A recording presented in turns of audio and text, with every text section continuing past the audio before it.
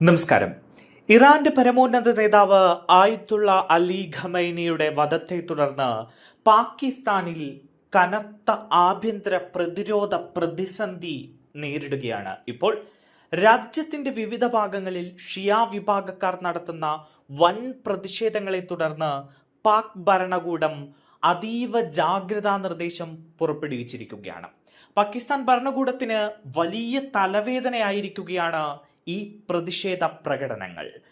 കറാച്ചി മുതൽ ഗിൽഗിത് ബാൾട്ടിസ്ഥാൻ വരെ പടരുന്ന പ്രതിഷേധങ്ങളെ തുടർന്ന് രാജ്യം മുഴുവൻ നിരോധനാജ്ഞ പ്രഖ്യാപിക്കേണ്ട ഒരു ഗതികേടിലേക്ക് പാകിസ്ഥാൻ എത്തിയിരിക്കുന്നു എന്നാണ് അവിടെ നിന്ന് പുറത്തുവരുന്ന റിപ്പോർട്ടുകൾ സൂചിപ്പിക്കുന്നത്.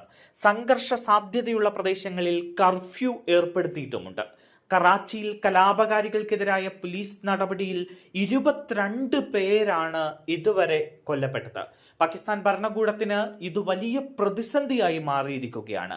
ഇത് ഒരു വലിയ കലാപത്തിലേക്ക് പോകാതിരിക്കാൻ കടുത്ത ജാഗ്രത പാകിസ്ഥാൻ പുലർത്തുന്നുണ്ട്. അങ്ങനെ ഒരു കലാപത്തിലേക്ക് പോയാൽ അത് പാകിസ്ഥാനിൽ ഭരണ അട്ടിമറിക്കടക്കം സാധ്യതയുണ്ടാക്കും. അവിടെ വലിയ പ്രശ്നങ്ങളിലേക്ക് പോകും. പ്രത്യേകിച്ച് പാകിസ്ഥാൻ അകത്ത് തന്നെ ആഭ്യന്തര കലാപം പല വിഷയങ്ങളിൽ നടക്കുന്നുണ്ട്. അതുകൊണ്ട് തന്നെ പാകിസ്ഥാൻ വളരെ സസൂക്ഷ്മമാണ് ഈ വിഷയത്തെ കൈകാര്യം ചെയ്യുന്നത്. മേഖലയിലെ അപ്രതീക്ഷിതമായ സാഹചര്യങ്ങൾ കണക്കിലെടുത്ത് പ്രധാനമന്ത്രി ഷഹബാസ് ഷെരീഫും പാക് സൈനിക മേധാവി ഫീൽഡ് മാർഷൽ അസീം മുനീറും തങ്ങളുടെ നിശ്ചയിച്ചിരുന്ന റഷ്യൻ സന്ദർശനം ഇപ്പോൾ റദ്ദാക്കി എന്ന വാർത്ത കൂടി പുറത്തേക്ക് വിടുകയാണ്. മാർച്ച് 2 മുതൽ 5 വരെയായിരുന്നു ഇരുവരും റഷ്യ സന്ദർശിക്കേണ്ടിയിരുന്നത്. പ്രധാനമന്ത്രിയുടെ അധ്യക്ഷതയിൽ ഉന്നതതല സുരക്ഷാ യോഗങ്ങൾ ചേർന്നിരിക്കുകയാണ്. സൈനിക മേധാവി അസീം മുനീർ റാവൽപിണ്ടിയിലെ ജനറൽ ഹെഡ്ക്വാർട്ടേഴ്സിൽ ജനറൽമാരുടെ രഹസ്യ യോഗം വിളിച്ചു ചേർക്കുകയും നാവിക വ്യോമസേനകളോട് എല്ലാത്തിനും വേണ്ടി സജ്ജരായിരിക്കാൻ നിർദ്ദേശിക്കുകയും ചെയ്തിരിക്കുന്നു എന്ന റിപ്പോർട്ട് കൂടി പുറത്തുവരുന്നു. എന്ത് രീതിയിലാണ് ഈ പ്രതിഷേധങ്ങളെ പാകിസ്ഥാൻ നേരിടുക എന്നത് ഒരു ചോദ്യചിഹ്നമാണ്. ഇറാനുമായുള്ള 909 കിലോമീറ്റർ അതിർത്തിയിൽ സംഘർഷ സാധ്യത വർദ്ധിച്ചിരിക്കുകയാണ്. യുദ്ധത്തിൽ ഇറാനെ പിന്തുണയ്ക്കാൻ പാകിസ്ഥാൻ തയ്യാറായിട്ടില്ല. അതേസമയം പാകിസ്ഥാന് US-നെ പിണക്കാനും കഴിയില്ല. ഈ ഒരു പ്രതിസന്ധി ഘട്ടത്തിലൂടെയാണ് ഇപ്പോൾ പാകിസ്ഥാൻ കടന്നു പോകുന്നത്. ഷിയ വിഭാഗക്കാർ നടത്തുന്ന US കേന്ദ്രങ്ങൾക്കെതിരായ ആക്രമണങ്ങളെ ശക്തമായി പാകിസ്ഥാൻ നേരിടുന്നുണ്ട്. എന്നാൽ ഇത് ആഭ്യന്തര കലാപത്തിലേക്ക് വഴിവെക്കുമോ എന്നാണ് ഇപ്പോൾ പാകിസ്ഥാൻ ഭയക്കുന്നത്.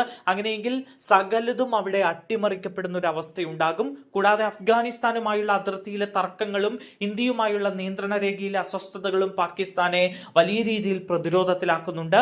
ഷിയ പ്രതിഷേധങ്ങൾക്ക് പുറമെ തെഹ്രീക്കെ താലിബാൻ, പാകിസ്ഥാൻ ബലൂച്ച് വിമത ഗ്രൂപ്പുകൾ എന്നിവയുടെ പ്രവർത്തനങ്ങളും രാജ്യത്തിന് ഭീഷണിയാണ്. ഇറാനെതിരെ ഇസ്രയേലും US-ഉം നടത്തുന്ന ആക്രമണങ്ങൾ ഇറാന്റെ സിസ്താൻ ബലൂചിസ്ഥാൻ പ്രവിശ്യയിൽ അസ്ഥിരതയ്ക്ക് കാരണമാകും. ഇത് പാകിസ്ഥാനിലെ ബലൂചിസ്ഥാനിലും വിഘടനവാദി വികാരം ശക്തമാക്കാൻ ഇടയാകുമെന്നും വിദഗ്ധർ ഇപ്പോൾ പാകിസ്ഥാന് മുന്നറിയിപ്പ് നൽകുകയാണ്.